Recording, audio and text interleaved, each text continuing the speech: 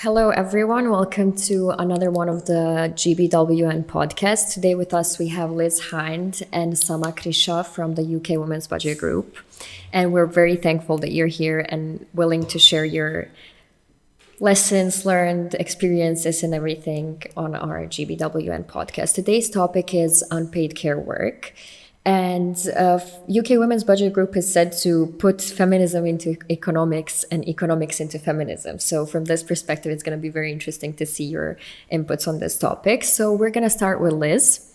Could you please tell us something about unpaid care work? How do we define it? How do we calculate the unpaid care work from your experiences? So thank you for having us, first of all. It's a real pleasure for us to be here in Macedonia and part of such a really interesting community of practice.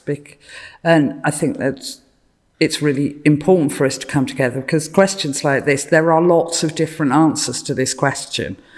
So we can measure unpaid care work either as what gets put into care work and unpaid care, or what the outcomes of it are. So calculations for the economic value of it will ask questions like how much time are people spending on this work, and if we were to pay them at either a minimum wage rate or a sort of market rate, how much would we have to have spent if we were to pay for this work? So that's one method of looking at unpaid care. Another is to think about it in terms of output. So of all of this care work that's happening, how many miles are driven to take the kids to school? How many people are cared for at home? What is the output of this work? And I think what's really important with this question is that the voices of the people who are actually doing this work are listened to and talked about. It's one of the things that we do quite a lot with the UK Women's Budget Group is go out and find organisations that are representing women that are doing this work and say, well, how would you like to be talked about? We can come up with a figure of several billions of pounds of contribution to the economy, but the women who are doing this work say, well, stop just giving me a pat on the head and telling me, well done, you've done all of this work for us, and actually turn that into some policy that supports me to do that work. So I think that's where the Women's Budget Group will say, we can do these calculations, but unless we've got policies to support that work, then they're meaningless. Pointless. Yeah. Thank you so much for this introductory part. So our research that we've done, our organizations have done in the region as well, but also, as I've seen, UK Women's Budget Group has done a lot of research on this topic. So a conclusion is that women take more responsibility for unpaid work or unpaid care work. Could you tell us some more insights into the research that you conducted as the Women's Budget Group? What kind of research? And you can fill in on each other like as you're talking. So maybe Samah, we start with you. Well, most of our research is around unpaid care work from different perspectives. Most importantly, we follow the time used surveys on how much time women and men spend on care work or unpaid care work. And I don't know if you have introduced it before or not, but it's essentially a reproductive work that allows productive work to happen, meaning that it's all the unpaid tasks that women usually do, like washing and cooking and taking kids to the doctor or to the school, etc. That makes the paid work happen, because as a human being you cannot go on without eating or without having clean clothes or without having good health, etc. And usually, in average, women do at least 4 times more unpaid care work than men. Of course, this depends on the country. There are some advanced countries where the gap is kind of less, like Scandinavian countries, etc. The UK, unfortunately, is not there yet. But yeah, I think the worst country in terms of this gap is Mexico, where women spend an average of 8 hours doing unpaid care work per day, while men, I think it's around 10 minutes or something. So yes. Yeah, it really tells. Time use tells. I've also seen today in one of the presentations the public services use, which sort of stems from the unpaid care work that's being conducted by women. What do you think? How does this actually affect women's empowerment? What do the practices also show us? Is there any practical solutions that have been done in the UK context that we could use, for example, as an example of a good practice in here? I mean, you've already said that it's a bit bad, but is there anything that was done in this sense, like based on the research that you've conducted or other people have conducted, that has given a good practice example? I think, unfortunately, in the UK, we are fighting gender wars at the moment, and there is a lot of culture wars going on, which means that we are seeing full-on attacks to equalities and diversities organisations. We're seeing cuts to funding for people responsible for diversity within local councils, even though we've got the evidence to show that enabling women's activity leads to growth in the economy, that having women on boards means that companies make better decisions, that, involving lots of different perspectives in all sorts of decision making leads to better outcomes. But even though we have that evidence, all of this is being cut back on and openly attacked. And I think that, not just the Women's Budget Group, but all sorts of civil organisations within the UK, not just women's organisations, are really concerned about what's happening, and whether or not we can pull that back again and get back to the sorts of decision making that will actually lead to a stronger, more resilient economy that works for everyone. So I would love to come here and say that we've got lots of off-the-peg policy solutions that we can have, but I think that question just highlights how important it is that we're here and building up that community of practice, that we can start learning from each other. Yeah. And as Liz said, I think the latest policies that were enacted or decided were actually quite counterproductive in that sense, in the sense that there were a lot of cuts for public services, which transfers the burden of care work into women, and obviously very few men will take the task of, taking care of the elderly or small children or healthcare, etc., which is quite regressive in terms of gender equality. Thank you. So what would you say, what does the future of unpaid care work look like? What would you think what is needed to change, like something that's very bad from this perspective? Like, what do we need? Do we need people empowered to take on feminist approaches to their policy making and everything? Or do we just need stronger push from our side as well? I think you can't have one without the other. As we're talking, the United Kingdom is currently going through a general election. We are expecting to see a change of government, although obviously we're in the start of the campaign, so we don't know that that's going to happen.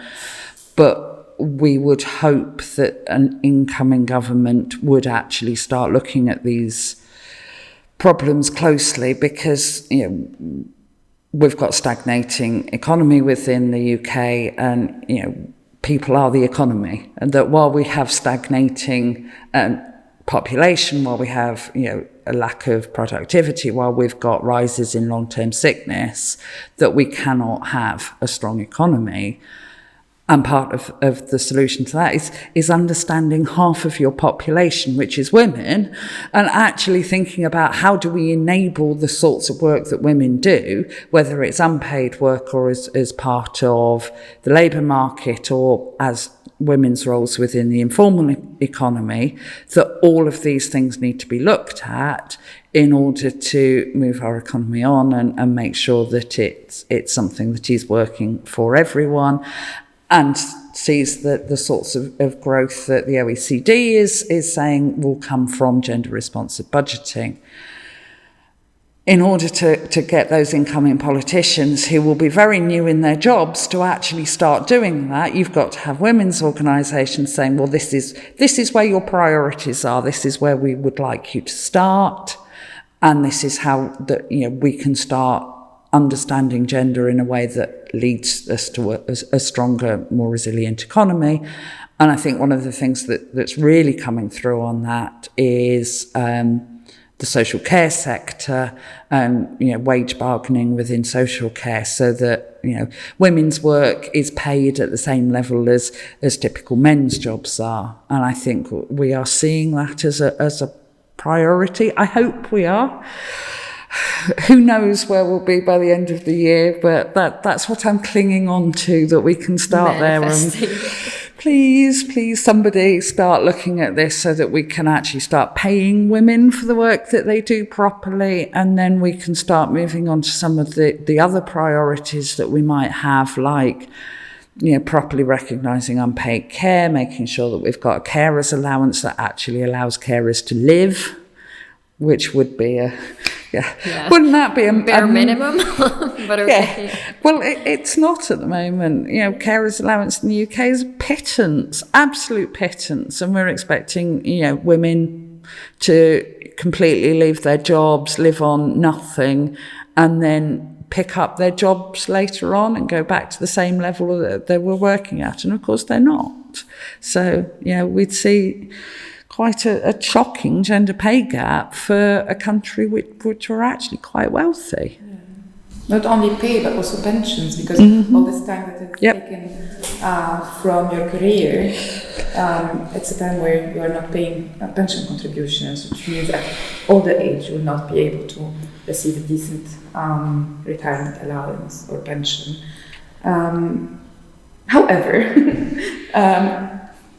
I think now the picture is quite grim, but I think on the long run things can only get better, because the discussion is there and has been going on for years and years and years. And if you look at the feminist movement in the 80s or the 90s, they have been asking for remuneration or kind of recognition of unpaid care work. And there were small groups. And now, if you look at social media, many people who do not even define themselves as feminists talk about this. And I think it came as part of a digital revolution, but also kind of educational revolution, where women do not accept many, I would not say all women, but find it harder to accept it.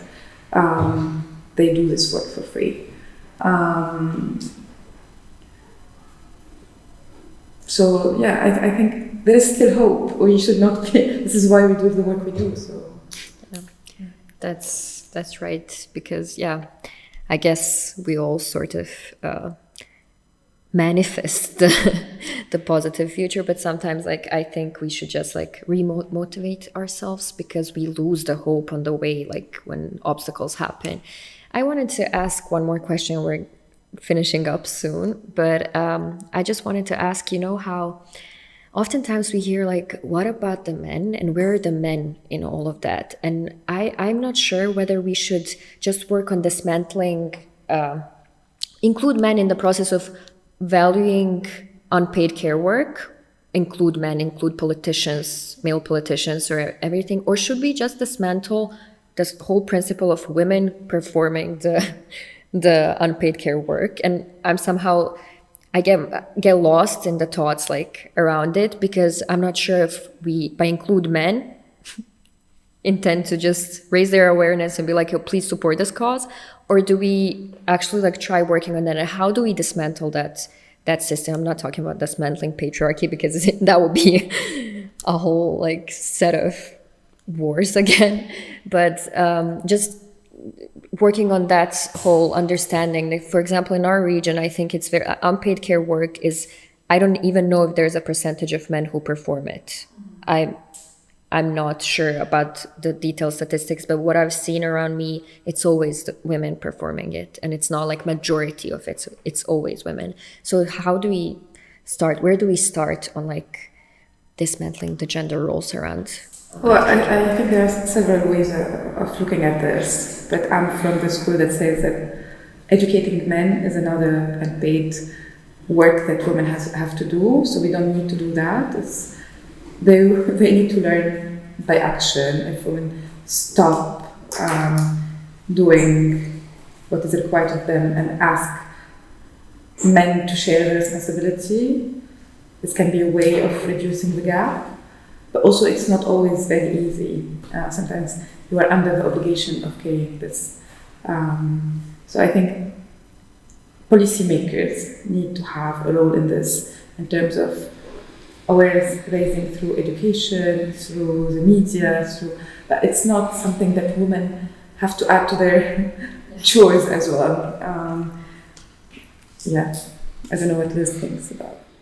Yeah, I would agree with all of that, but I also think that enabling men to meet and talk about the way in which gender assumptions and gender roles are also harmful to men is, a way forward. And, I take Samah's point that it's up to men to do that work rather than us to arrange those conferences for them.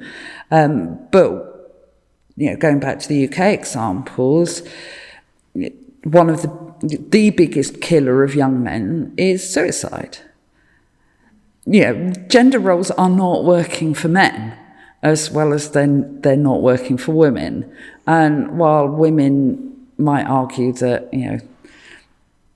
it's worse for women because of, particularly when we look at violence, that, we are looking at young men being knifed on the street.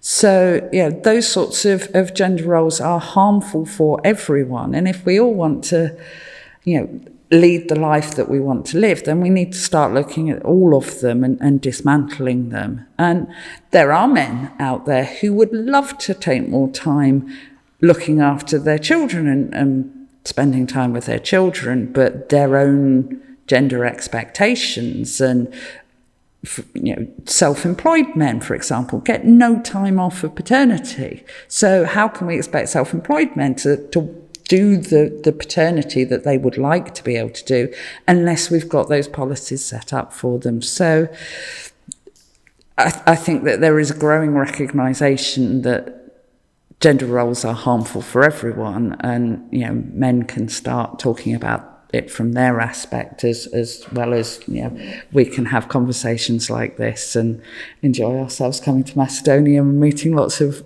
really interesting other women to talk about it. Thank you both. We're wrapping up, so just to go back to what we discussed, so unpaid care work is a very important topic in feminist economics, and in general, I think it should be prioritized more in all of our work. And I always feel as if we lack self-criticism on this topic as well, and we should also push more for it. At least I'm talking from my perspective, maybe the regional one, so maybe to put it somewhere on the priorities. But a conclusion would be that unleashing women's economic potential asks for changes in how care work is valued and distributed within the households, but also workplaces, and shared between women and men. But also I want to sort of go back to what you said, that gender roles are harmful for everyone, not only for women or not only for men. And thank you so much for agreeing on participating in this podcast, and see you in the next GBWN podcast. Thank you very much.